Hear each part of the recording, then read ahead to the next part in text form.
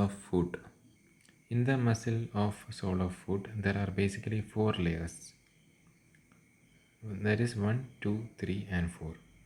So this is a calcaneal tuberosity, and this is a green one, lateral process of calcaneal tuberosity, and this is plantar aponeurosis, and here we have the medial process of calcaneal tuberosity.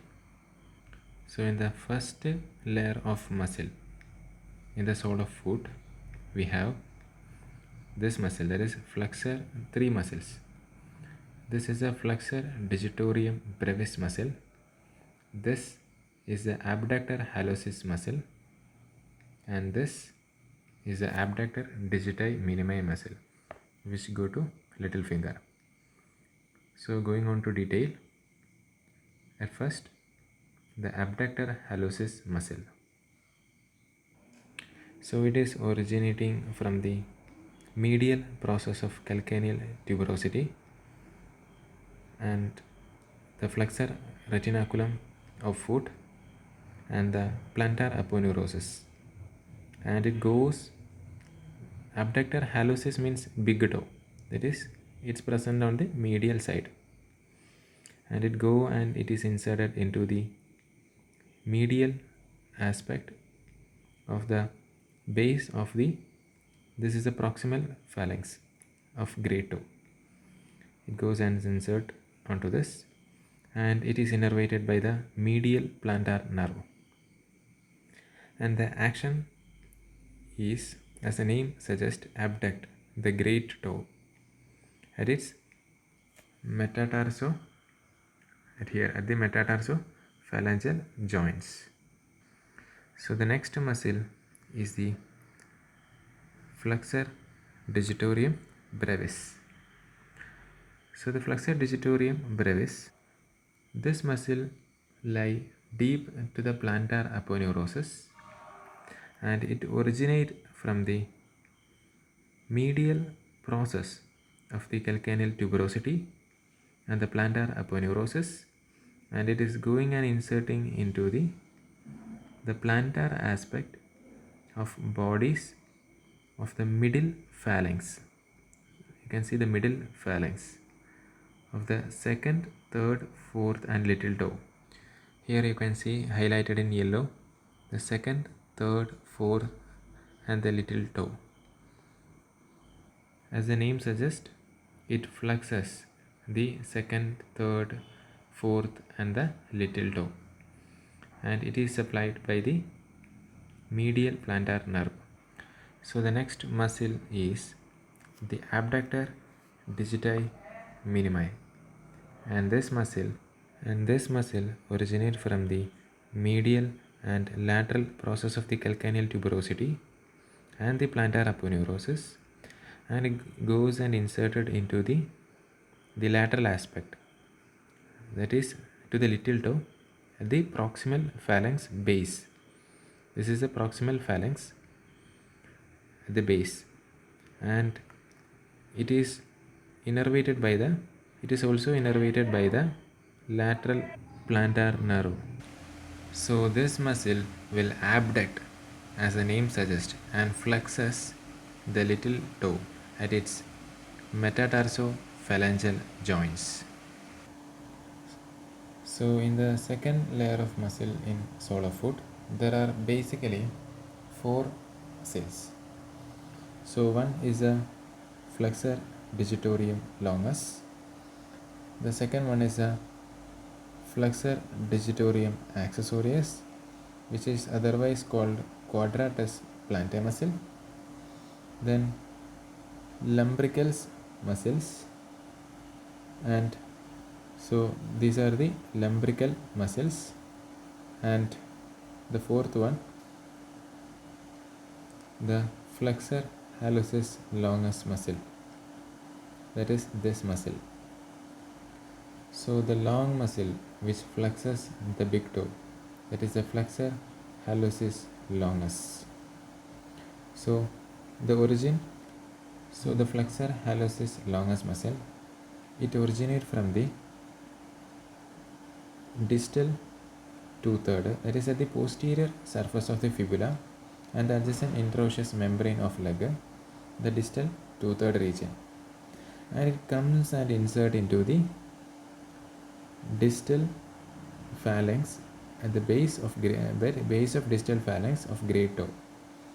As the name suggests, it flexes the great toe and plantar flexion at the ankle joint, and it is supplied by the tibial nerve.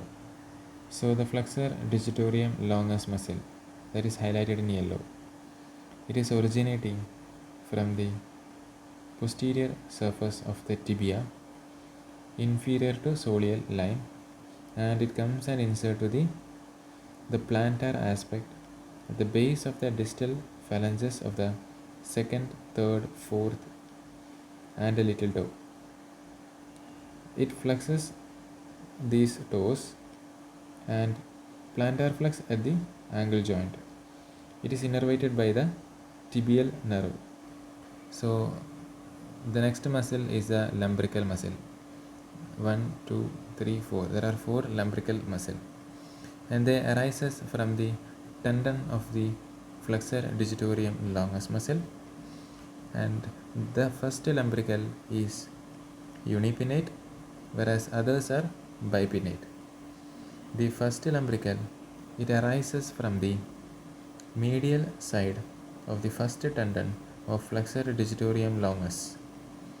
The second lumbrical arises from the adjacent side of the first and the second tendon of flexor digitorum longus. I think that is not shown here. Whereas the third lumbrical arises from the adjacent side of second and third tendon of flexor digitorum longus, and so on. So it is inserted. For example, their tendon passes forward on the medial, so their tendon will pass forward on the medial side of the metatarsophalangeal joints of the lateral four toes, and then they go dorsally to insert onto the dorsal extensor expansion. So the first muscle is supplied by medial plantar nerve. The rest 3 muscles are supplied by the deep branch of lateral plantar nerve. They maintain the extension of the digits at the interphalangeal joints, so that in walking and running the toes do not buckle under. So the next muscle is the flexor digitorum accessorius, otherwise called quadratus plantae. It arises by 2 heads, that is, it is having a medial head and a lateral head. So the medial head is large and fleshy. It arises from the medial surface of the calcaneum, whereas the lateral head, it is smaller and tendinous, arises from the calcaneum in front of the lateral tubercle, and they are inserted into the tendon of flexor digitorum longus muscle. So they are supplied by lateral plantar nerve, and they assist in flexion of the second, third, fourth and little toe. So the third layer of muscle in the sole of foot include 3 muscles. A short muscle to flex the big toe, that is a flexor hallucis brevis.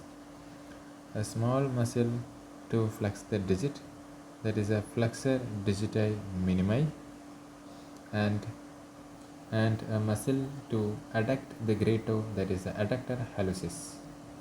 So as you can see, this muscle cover the plantar surface of the first metatarsal bone. It arises by a Y-shaped tendon that you can see here. It has a medial limb and a lateral limb, and the lateral limb, it arises from the, this is a cuboid bone, it arises from the medial part of the plantar surface of the cuboid bone, and from the adjacent side of the lateral cuneiform bone. Whereas this medial limb, it is a direct continuation of the tendon of tibialis posterior into the foot. So here you can see this muscle split into medial and lateral parts, each of which ends in a tendon. Each tendon is inserted into its corresponding sides of the base of the proximal phalanx of the great toe.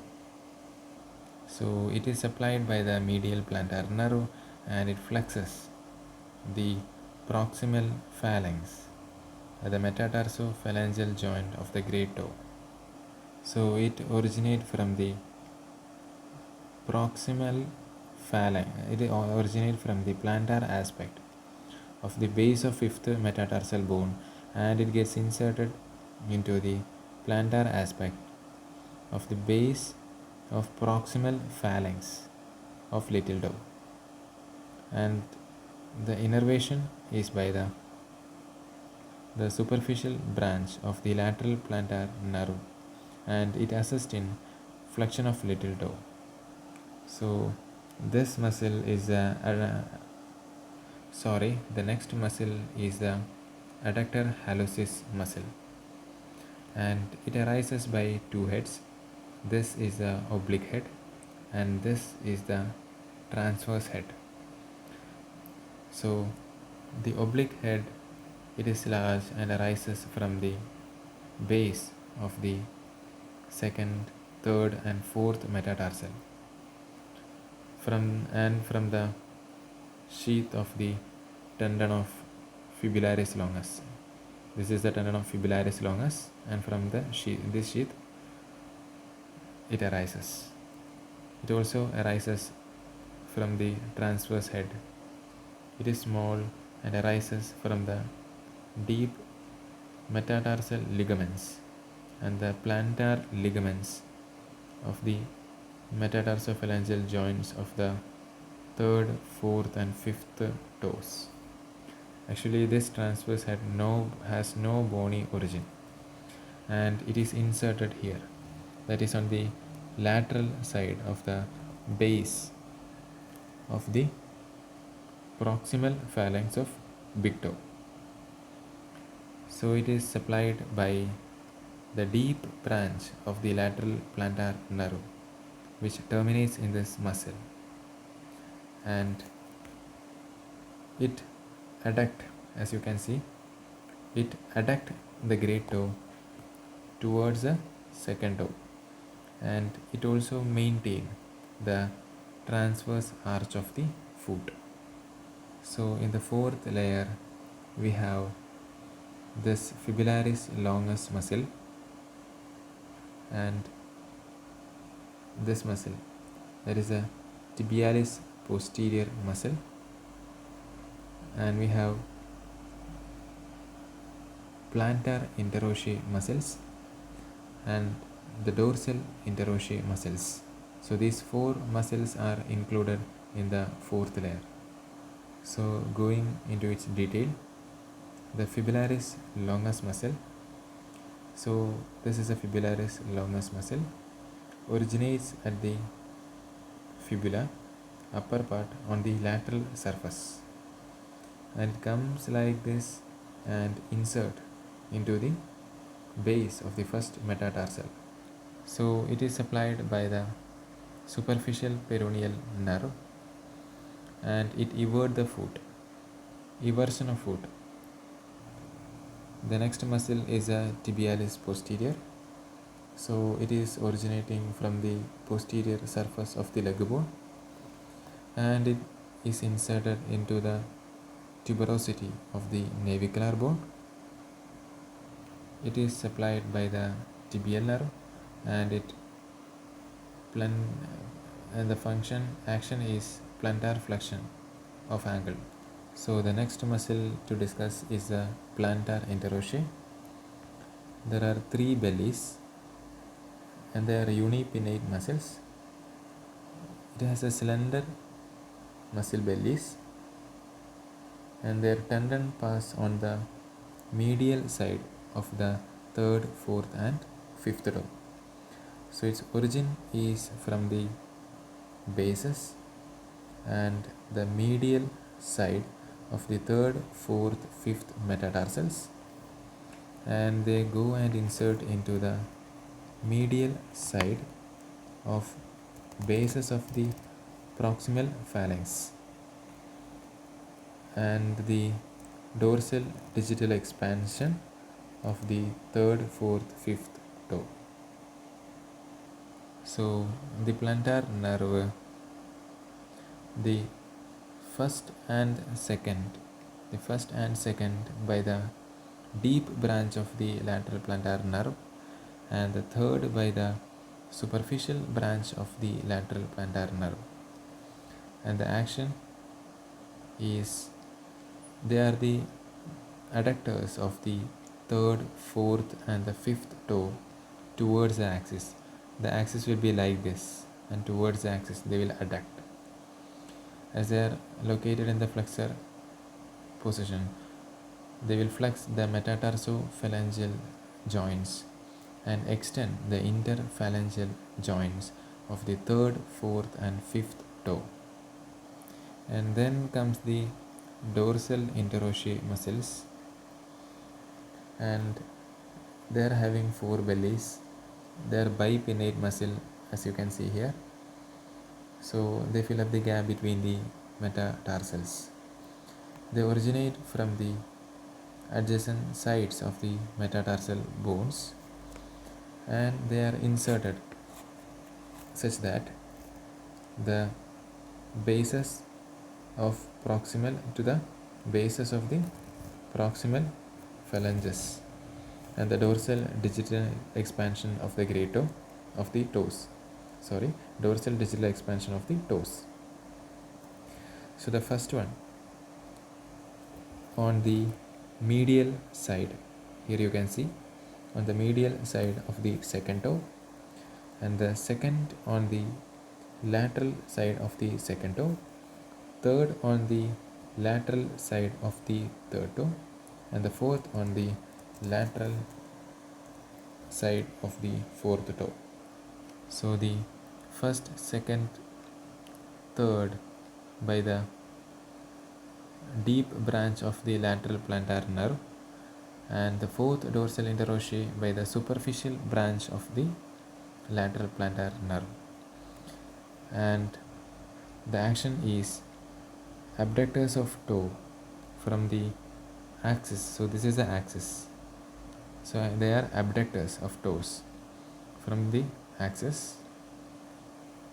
So considering the second toe as the axis, the first one will causes the medial abduction. It pulls like this, medial abduction, whereas the second causes lateral abduction of the second toe, whereas the third abduct the third toe, whereas the fourth will abduct the fourth toe.